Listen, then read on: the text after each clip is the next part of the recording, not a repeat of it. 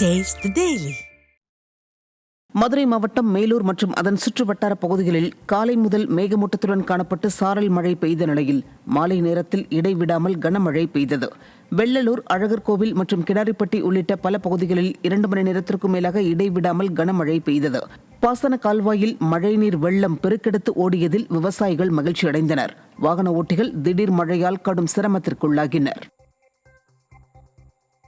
புதுக்கோட்டை மாவட்டம் இராக்கத்தான்பட்டியில் உள்ள கல் குவாரிகளால் நிலத்தடி நீர் பாதிக்கப்பட்டு உயிரிழப்புகள் ஏற்படுவதை கண்டித்து பொதுமக்கள் டிப்பர் லாரிகளை சிறைப்பிடித்து போராட்டத்தில் ஈடுபட்டனர். தனிநபருக்கு சொந்தமான கல் குவாரிகளில் இரவு பகலாக வெடி வைக்கப்படுவதால் கர்ப்பிணி பெண்களுக்கு கருச்சிதைவு ஏற்படுவதுடன் குடிநீர் மாசுபட்டு உப்பு நீராக மாறுவதில் இதுவரை 4 பேர் சிறுநீரக செயலிழப்பு ஏற்பட்டு உயிரிழந்துள்ளதாக கூறப்படுகிறது. நிர்வாக திறனற்ற ஸ்டாலின் மாடல் அரசு கல் குவாரிகளை உடனடியாக இழுத்து மூட வேண்டுமென வலியுறுத்தி கிராம மக்கள் டிப்பர் லாரிகளை சிறைப்பிடித்து போராட்டத்தில் ஈடுபட்டனர். எங்கள் வீட்டு வாசலில் 4 பக்கமும் ஊர் நடுவு வச்சு 4 பக்கம் போகுது. இப்போ 10 பிள்ளைக்கு 5 வயசு பிள்ளைக்கு கூட எங்கள் ஊரில் இருக்குது. நாங்கள் ஊருக்குள்ளே இருக்கிறதுக்கே எங்களுக்கு பயமாக இருக்குது. எந்த மாதிரி பாதிப்புக்காக வருது? எல்லாமே இந்த மழையை உடைக்கிறதுனால தான், தண்ணி ஆழமாக போகிறதுனால தான், தண்ணி எல்லாம் உப்பு வந்து தான் எங்கள் ஊர் பிள்ளைகளே இப்போ 10 பிள்ளைகளுக்கு 7 வயசு பிள்ளை 5 வயசு பிள்ளைகளுக்கெல்லாம் இருக்குது. என்ன நோய்? நோய் வந்து இந்த உப்புன்னு தான் சொல்கிறாங்க சார், கிட்னி பானித்தர் தான். இப்போவே போய் புதுக்கோட்டை மெடிக்கலில் கேளுங்க, 4 போனால் 1 வாரத்துக்குள்ளே வந்துருச்சு. வேலூர் மாவட்டம் பேர்ணாம்பட்டு அருகே தோல் கழிவு சுத்திகரிப்பு நிலையத்திற்கு செல்லும் கழிவுநீர் பைப் லைனில் அடைப்பு ஏற்பட்டதில் சாலையில் கழிவுகள் வெளியேறி வருவதால் வாகன ஓட்டிகள் அவதியடைந்து வருகின்றனர். தோல் கழிவுகளால் ஆம்பூர் பேர்ணாம்பட்டு சாலையில் செல்லும் வாகன ஓட்டிகள் மற்றும் அந்த பகுதியைச் சேர்ந்த குடியிருப்பு வாசிகள் கடும் துர்நாற்றத்தால் மூச்சு திணறல் ஏற்பட்டு அவதிக்குள்ளாகியுள்ளனர். விடியாத ஸ்டாலின் மாடல் அரசு சுத்திகரிப்பு நிலையத்திற்கு செல்லும் பைப் லைன்களை முறையாக பராமரிக்காமல் இருப்பதே கழிவுநீர் வெளியேற்றத்திற்கு காரணம் என பலரும் குற்றம் சாட்டுகின்றனர். மார்கழி மாதத்தின் கடைசி நாளில் தைப்பிறப்பை வரவேற்று சென்னை, மயிலாப்பூர், திருவல்லிக்கேணி, நுங்கம்பாக்கம் உள்ளிட்ட பகுதிகளில் மக்கள் போகி பண்டிகையை உற்சாகமாக கொண்டாடினர். பழைய பொருட்கள், பிளாஸ்டிக், டயர் எரிக்கப்பட்டதால் காற்று மாசடைந்து பல இடங்களில் புகைமூட்டம் சூழ்ந்தது. மேள ஒலியுடன் கொண்டாட்டம் நடைபெற்றாலும் சுகாதார எச்சரிக்கைகள் புறக்கணிக்கப்பட்டதாக பலரும் விமர்சித்தனர். இதனிடையே விழுப்புரம், ராணிப்பேட்டை மற்றும் காஞ்சிபுரம் உட்பட தமிழகம் முழுவதும் போகி பண்டிகை உற்சாகமாக கொண்டாடப்பட்டது.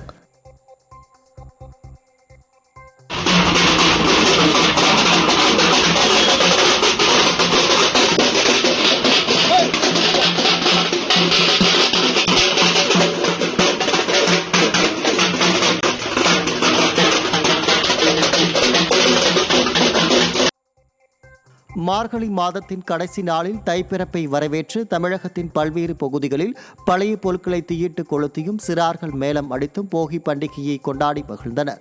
குறிப்பாக சென்னையை அடுத்த பெரும்பாக்கம், திருவள்ளூர், திருப்பத்தூர் மற்றும் கடலூர் உள்ளிட்ட பகுதிகளில் போகி பண்டிகை உற்சாகமாக கொண்டாடப்பட்டது. பழைய பொருட்கள், பிளாஸ்டிக், டயர் எரிக்கப்பட்டதால் காற்று மாசடைந்து பல இடங்களில் பனிமூட்டத்துடன் புகைமூட்டமும் சூழ்ந்தது. மேள ஒளியுடன் கொண்டாட்டம் நடைபெற்றாலும் சுகாதார எச்சரிக்கைகள் புறக்கணிக்கப்பட்டதாக பலரும் விமர்சித்தனர். போகி பண்டிகையையொட்டி பழைய பொருட்கள், பிளாஸ்டிக் உள்ளிட்டவை எரிக்கப்பட்டதால் தமிழகம் முழுவதும் காற்றின் தரம் 595ஆக வீழ்ச்சியடைந்துள்ளது. சென்னையில் 878ஆக பதிவாகி சுவாசிக்க முடியாத அபாய நிலை ஏற்பட்டுள்ளது. போகி முன்னெச்சரிக்கை எதுவும் விடுக்காமல் விடியா திமுக அரசு அலட்சியமாக இருந்ததால் நகரம் முழுவதும் புகைமூட்டமாக காணப்பட்டு சிறியவர்கள் முதல் முதியவர்கள் வரை சுவாசிப்பதில் பிரச்சனை ஏற்பட்டுள்ளது. மேலும் புகைமூட்டமாக காணப்பட்டதால் பொதுமக்கள் வெளியே செல்ல அச்சப்படும் நிலையும் ஏற்பட்டது. மயிலாடுதுறை மாவட்டத்தில் பல மணி நேரம் கடும் பனிமூட்டம் நீடித்ததில் பொதுமக்கள் மற்றும் வாகன ஓட்டிகள் கடும் அவதியடைந்தனர்.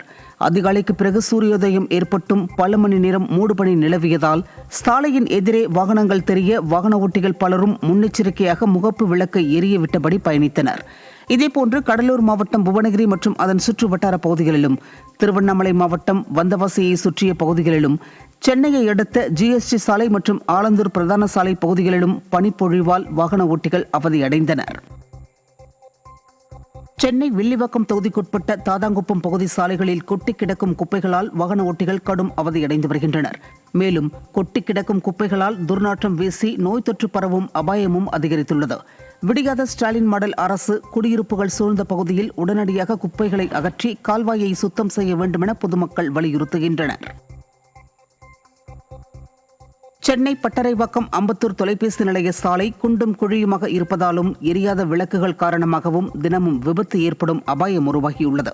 இருசக்கர வாகனம் முதல் கனரக வாகனம் வரை 10,000க்கும் அதிகமான வாகனங்கள் செல்லும் சாலை பழுதாகியும் மின் விளக்குகள் எரியாமலும் உள்ளதால் வாகன ஓட்டிகள் பெரும் விபத்தை சந்திக்கும் நிலை உள்ளது. விடியாத ஸ்டாலின் மாடல் அரசு உடனடியாக இதனை சீரமைக்க வேண்டுமென பலரும் வலியுறுத்துகின்றனர். ராமநாதபுரம் மாவட்டம் அரியமான் கடற்கரையில் கழிப்பிடம், உடைமாற்று அறை, குடிநீர் மற்றும் பாதுகாப்பு என அடிப்படை வசதிகள் இல்லாத நிலை உள்ளது. இதனால் பெண்கள், குழந்தைகள் மற்றும் முதியவர்கள் என பலரும் அவதியடைந்து வருகின்றனர். மேலும் குப்பைகள் நிறைந்தும் மாடுகளின் அச்சுறுத்தலுடனும் கடற்கரை உள்ளது. சுற்றுலா வளர்ச்சி என்ற பெயரில் அலட்சியத்தின் உச்சத்தில் இருக்கும் ஸ்டாலின் அரசு உடனடி நடவடிக்கை இல்லையெனில் போராட்டம் தீவிரமடையும் என பொதுமக்கள் எச்சரித்தனர். திருச்சி மாவட்டம் மணப்பாறை அருகே சுகாதார வளாக கட்டிடம் மூலம் அரசு பணம் கையாடல் செய்திருப்பது அம்பலமாகியுள்ளது. பெருமாம்பட்டியில் கடந்த 2024ஆம் ஆண்டு அங்கன்வாடி கட்டிடம் அருகே சுகாதார வளாகம் கட்டுவதற்கான பணிகள் தொடங்கப்பட்டது. இதனால் சுகாதார சீர்கேடு ஏற்பட்டு குழந்தைகளுக்கு நோய் தொற்று ஏற்படும் அபாயம் உள்ளதாகவும், நிதியை எடுத்து செலவு செய்யும் நோக்கில் கட்டி முடிக்கப்பட்ட கட்டிடத்தில் ஒப்பந்ததாரர் பெயர் எழுதப்படவில்லை எனவும் வட்டார வளர்ச்சி அலுவலரிடம் மனு அளிக்கப்பட்டது. மேலும் செப்டிக் டேங்கின் பூச்சிகள் மழையில் கரைந்து செங்கல்கள் வெளியே தெரியும் அளவுக்கு ஆபத்தான முறையில் உள்ளதாகவும், இதுகுறித்து நடவடிக்கை எடுக்கவும் அப்பகுதி மக்கள் கோரிக்கை விடுத்துள்ளனர். பொங்கல் பண்டிகையையொட்டி நெல்லை, தென்காசி மாவட்ட சந்தைகளில் ஆடு விற்பனை அமோகமாக நடைபெற்றது. நெல்லை மாவட்டம் மேலப்பாளையம் சந்தையில் சுற்றுப்புற பகுதிகளில் இருந்து 23,000 ஆடுகள் விற்பனைக்கு வந்த நிலையில் ஒவ்வொரு ஆடும் 9,000 ரூபாய் முதல் 25,000 ரூபாய் வரை விற்கப்பட்டது. அதே சமயம் ஒரு ஆடு 51,000 ரூபாய் விலை போனது அனைவரின் கவனத்தையும் ஈர்த்தது. மேலப்பாளையம் சந்தையில் மட்டும் 15 கோடி ரூபாய் அளவிற்கு விற்பனை நடைபெற்றதாக கூறப்படுகிறது. இதேபோல் தென்காசி மாவட்டம் கடையநல்லூரை அடுத்த பாம்புகோவில் சந்தையிலும் ஆடு விற்பனை அமோகமாக நடைபெற்றது. நெல்லை மாவட்டம் பாளையங்கோட்டையில் உள்ள சிவன் கோவில் தெப்பக்குளத்தில் மீன்கள் இறந்து கிடக்கின்றன. மிக பழமையான இந்து சமய அறநிலையத்துறைக்கு உட்பட்ட திருப்புராந்தீஸ்வரர் கோவில் தெப்பக்குளத்தில் நூற்றுக்கணக்கான மீன்கள் இறந்து கிடந்ததில் துர்நாற்றம் வீசி வருவதாகவும், இரவு வேளைகளில் பொதுமக்கள் நடமாடவே அச்சப்படும் அளவிற்கு குளத்தை சுற்றி சமூக விரோதிகள் சட்டத்திற்கு புறம்பான செயல்களில் ஈடுபடுவதாகவும் குற்றச்சாட்டு எழுந்துள்ளது. விடியாத ஸ்டாலின் மாடல் அரசின் அறநிலையத்துறை தெப்பக்குளத்தை சீர் செய்வதோடு சமூக விரோத செயலையும் தடுக்க வேண்டும் என அப்பகுதி மக்கள் வலியுறுத்துகின்றனர். நீர் மீன்கள் செத்து கிடக்கு, அது முறையா இது பண்ணாம சமூக விரோதனால சீர்கெட்டு கிடந்திருக்கு கிடக்கு. இப்பவும் செத்து கிடக்கு. இன்னும் கொஞ்சம் மீன்கள் தான் கிடக்கு, அதுவும் சாகக்கூடிய நிலைமையில இருக்கு.